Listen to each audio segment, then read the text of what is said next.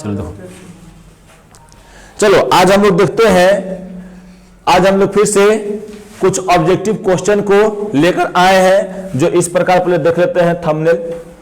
अब देखो ये इसमें जो है ना जीव विज्ञान के इकाई 6 यानी चैप्टर नंबर 6 में हम लोग जो है चैप्टर नंबर 6 यानी जनन में कुछ क्वेश्चन जो है 30 गो उसको हम लोग आज सॉल्व करेंगे। वस्तुनिष्ठ क्वेश्चन है, देखते हैं आगे हम लोग। देखो अब क्या कि इनमें कौन अलैंगिक जनन की विधि है, तो हम लोग पढ़ चुके हैं, है ना, कि जनन में क्या है, अलैंगिक जनन कौन कौन है जी, तो विखंडन भी अलैंगिक जनन है, समझी, मुकुलन भी अलैंगिक जनन है, और बीजाणु जनन भी क्या है, अलैंगिक जनन है। तो इनमें से सभी हो गया ऑप्शन नंबर डी।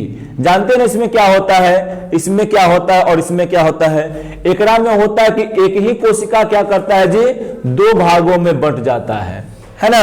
एकरा में क्या होता है कि एकरा में से मुकुल यानी कली निकलता है, और कली निकल के एकरा में से एक नया जीव का निर्माण होता है, और एकरा में स्पोर निकलता है, एकरा में से स्पोर निकलता है और निकलकर जीव का निर्माण करता है। यानी ये तीनों प्रकार से हो जाएगा, यानी क्या हो गया, ये ऑप्शन नंबर डी। अब है किस प्रकार के जनन में जनक के शरीर से कलिका निकलती है। अभी हम बतलाए हैं कि मुकुलन यानी मुकुलन एक ऐसा विधि है जेकरा में क्या होता है जी, ओकरा में एक शरीर से ही कोई भी, यानी जो देखो पहला ईस्ट का एग्जांपल लेते हैं, तो ईस्ट जो है एकरा में होता है ना कि मुकुलन जनन होता है। मुकुलन में क्या होता है कि एक शरीर से ही कली निकलेगा, और कली निकलकर ये शरीर अलग हो जाएगा, और इसका जो कली अलग हो जाएगा, और फिर ये डेवलप करके एगो नया जीव का निर्माण करता है। यानी क्या हो जाएगा यहाँ पे, ऑप्शन नंबर ए हो जाएगा। समझ में आ रहा है, बोलो यस सर, कोई दिक्कत? Yes sir. अब देखो पराग कोश में पाए जाते हैं, क्या पराग कोश में दल पुंज पाया जाता है? नहीं, ऑप्शन नंबर गलत हो जाएगा। क्या बादल पुंज पाया जाता है? तो नहीं। तो कौन पाया जाता है जी, पराग कण पाया जाता है। क्या पाया जाता है उसमें, पराग कण। स्त्री केसर तो स्त्री वाला में पूछ रहा है, पराग कोश है, तो पराग कोश क्या है, पराग कोश जो है एक नर जनन अंग है, किसका, पुष्प का। समझी। अब उसके बाद देखो आगे, स्त्री केसर के आधारी भाग को कहते हैं। तब देखो स्त्री केसर के आधारी भाग को क्या कहते हैं, तो स्त्री केसर के आधारी भाग को हम लोग अंडाशय कहते हैं। कैसे कहते हैं अंडाशय, तो देखो यहां से ही रहेगा अंडाशय, ऐसे है। तो सबसे निचला भाग कौन है इसका, यही बोला है ना, यही ना पुष्प से जाकर नीचे जुड़ा रहता है थल पुष्पासन से, तो यही ना इसका आधारी भाग हो गया, तो ये वाला हो जाएगा। ये कौन सा भाग है, हर वाला भाग को क्या करते हैं, वर्तिकाग्र, इसको बोलते हैं वर्तिका, ऐसे क्या बोलते हैं, अंडाशय कहते हैं। ठीक। पुंकेसर के अग्र भाग को कहते हैं, क्या कहते हैं, तो यहां देखो यहाँ पे ये वाला ऑप्शन ही गलत देवल है ना। यहां पे हो जाएगा पराग कोश, पराग कोश हो जाएगा। समझी, क्या हो जाएगा इसमें, पराग कोश, और ऑप्शन यही वाला सही हो जाएगा। सबसे ऊपर देखो ये नर जनन अंग है ना, ये पुंकेसर है। तो पुंकेसर के 2 भाग होते हैं, पहला कौन होता है जी, ये क्या है, पहला क्या है, पराग कोश, और दूसरा क्या बोलते हैं, तंतु कहते हैं इसको, क्या कहते हैं, तंतु। ठीक। अब अगला चलते हैं हम लोग। निषेचन क्रिया किस जीव में मुख्यतः होता है, क्या अमीबा में निषेचन होता है, कौन सा चरण होता है, अलैंगिक, और अलैंगिक में कभी होता है, नहीं होता है। क्या नहीं होता है, निषेचन। ईस्ट में होता है, क्या मतलब मुकुलन का जनन होता है, मुकुलन के द्वारा अलैंगिक जनन। क्या पुष्प में होता है निषेचन, होता है। जंतु में होता है, ऑप्शन नंबर सी हो गया। ठीक है।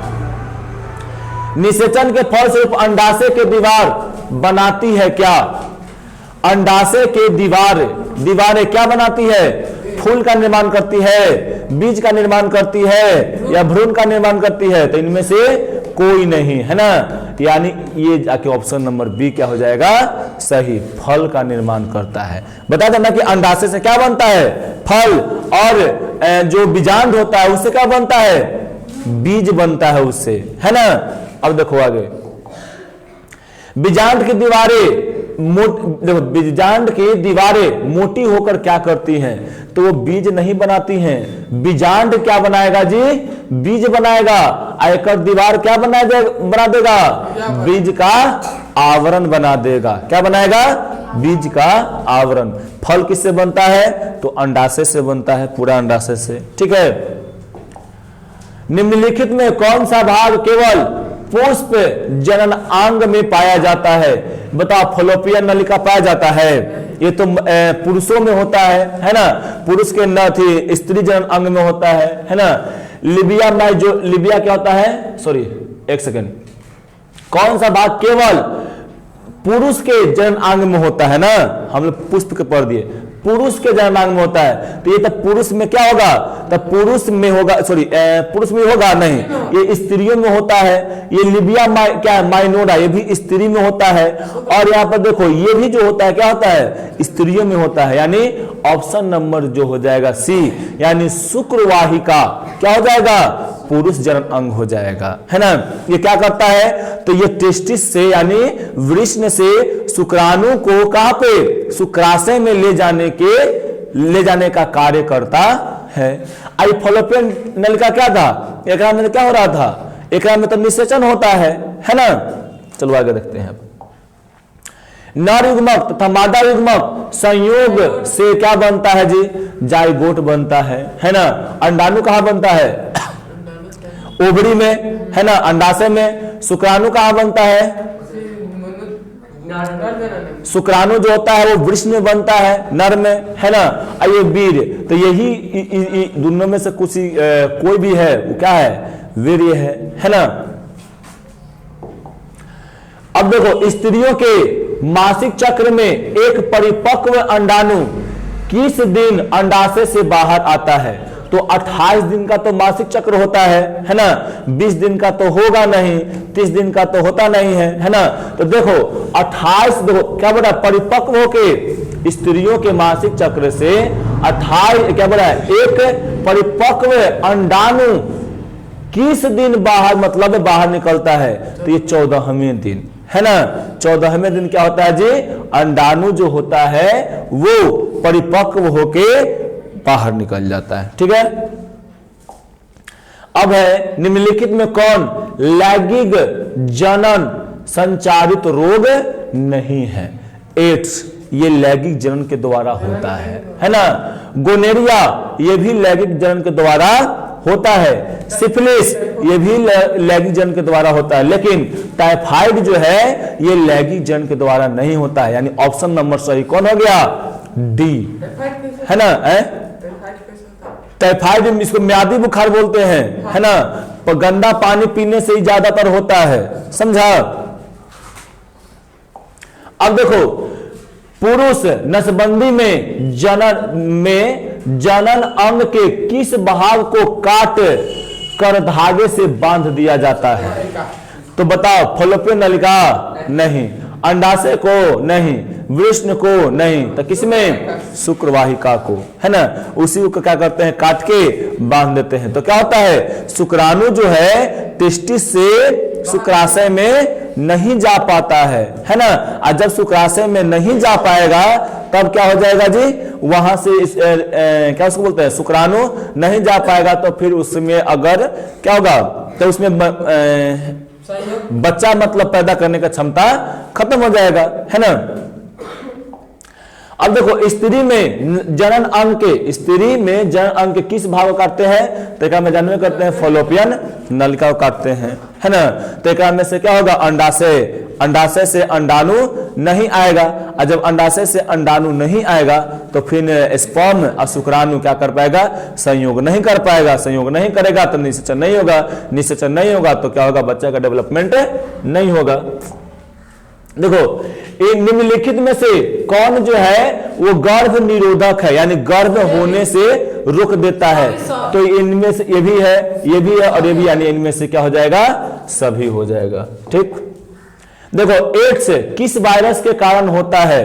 तो क्या कोविड-19 के कारण होता है? नहीं, ये कोरोना वायरस से होता है। पोलियो वायरस से पोलियो होता है ना? और इनमें सभी तो होगा नहीं, यानी HIV। इसका फुल फॉर्म क्या है जी? फुल फॉर्म इसका है ह्यूमन इम्यूनो डिफिशियंसी वायरस, है ना? ये एक क्या है? एक वायरस है, ठीक है, HIV। निम्नलिखित में कौन प्रोटोजोआ के कारण होने वाला लैंगिक जनन संचारित रोग है? देखो एड्स जो होता है ये वायरस के कारण होता है। किस कारण होता है? वायरस के कारण। गोनेरिया जो है बैक्टीरिया के कारण होता है ना? कैंसर भी तो ये कभी कभी अल्ट्रा क्या होता है? अल्ट्रासोनिक यानी अल्ट्रावायलेट रेडिएशन से होता है, या कभी कभी क्या होता है? वायरस के कारण होता है ना? वायरस के कारण। ये भी क्या गया? वायरस के कारण होने वाला रोग। तो कौन बच गया? ट्राइकोमोनियासिस। यह जो है किसके कारण होता है? प्रोटोजोआ के कारण होता है। समझा? प्रोटोजोआ के कारण होने वाला लैंगिक जनन संचारित रोग है। ठीक, अब उसके बाद चलते हैं हम लोग आगे।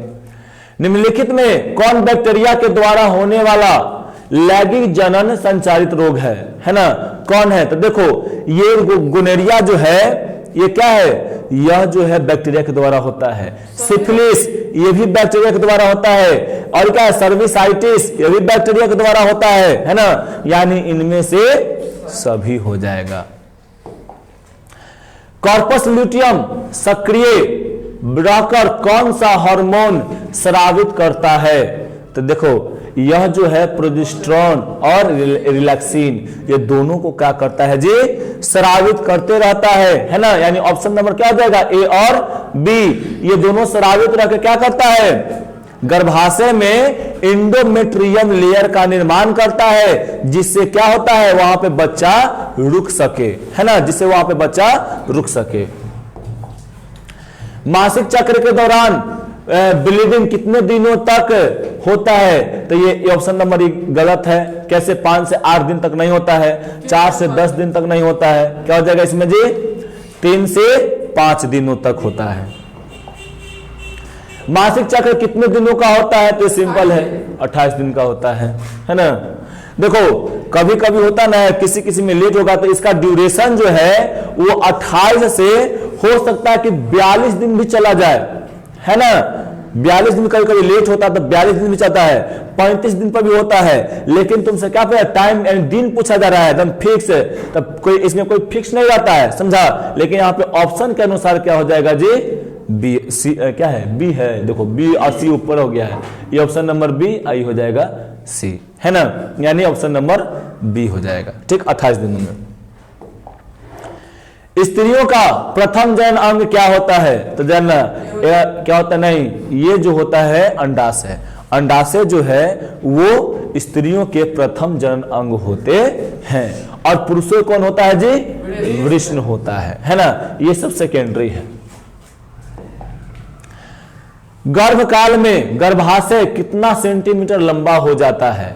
तो देखो 18 से 20 हो जाता है। और सामान्य में कितना रहता है? 7 से 8 रहता है। ठीक है। निषेचन कहाँ होता है? अंडाशय में, योनि में या गर्भाशय में? तो फॉलोपियन नलिका में होता है। ठीक है। कहां पे होता है? फॉलोपियन नलिका में होता है। ठीक। अब शुक्राणु का निर्माण कहाँ होता है? तो एकदम सिंपल है, वृषण में।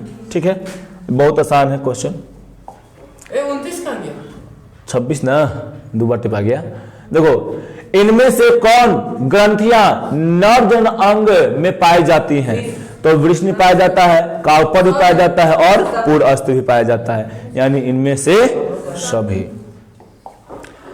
किसके द्वारा परागकण वर्तिकाग्र से अंडाशय में पहुंचता है? तो क्या होता है? वर्तिका के द्वारा नहीं, शुक्रवाहिनी के द्वारा। तो ये तो क्या था? पुरुषों में होता है, यानी पराग नलिका के द्वारा। किससे होता है? पराग नलिका के द्वारा। ऐसे नहीं होता है, वो ट्यूब जैसे रहता है, ऐसे जाता है और यहां पर जाके मिला देता है कि जब गिरता है वर्तिकाग्र पर, है ना। एक पुष्प है, क्वेश्चन अच्छा सुनना पहले। एक पुष्प है जिसमें नर जनन अंग नहीं है। कौन सा जनन अंग नहीं है जी? नर जनन अंग नहीं है। तो उसमें कौन सा पराग प्रतिपरागन होगा? यानी कौन होगा? स्वपरागन होगा, पर परागन होगा, या एबीसी दोनों होगा, या इनमें से कोई नहीं होगा? स्वपरागन नहीं होगा। जब एगो में नर जनन ये नहीं है तो कौन सा जनन होगा? सीधा है पर परागन होगा। कौन होगा जी? पर परागन होगा, है ना? अगर एक में दोनों रहता अगर उसी के नर भाग से अगर उस पे स्त्री भाग पर पराग कण जाता तब उसको क्या कहते हैं कि वो स्वपरागन कर रहा है। ठीक, देखो चमगादड़ के द्वारा कौन सा परागन होता है? तो ये कोई वाहक है, और कोई वाहक के द्वारा कौन होता है जी? तो पर परागन होता है। कौन सा होता है? पर परागन। केचुआ कैसा जीव है? एक लिंगी, द्विलिंगी, उभयलिंगी, या बी और सी दोनों? दोनों होता है। इसी द्विलिंगी का मतलब होता है उभयलिंगी, उभयलिंगी का मतलब होता है द्विलिंगी, यानी ऑप्शन नंबर डी हो जाएगा, दोनों हो जाएगा। ठीक है, तो आज के लिए इतना ही। ठीक है, फिर मिलते हैं। फिर हाँ, द्विलिंगी का मतलब होता है उभयलिंगी। ठीक है।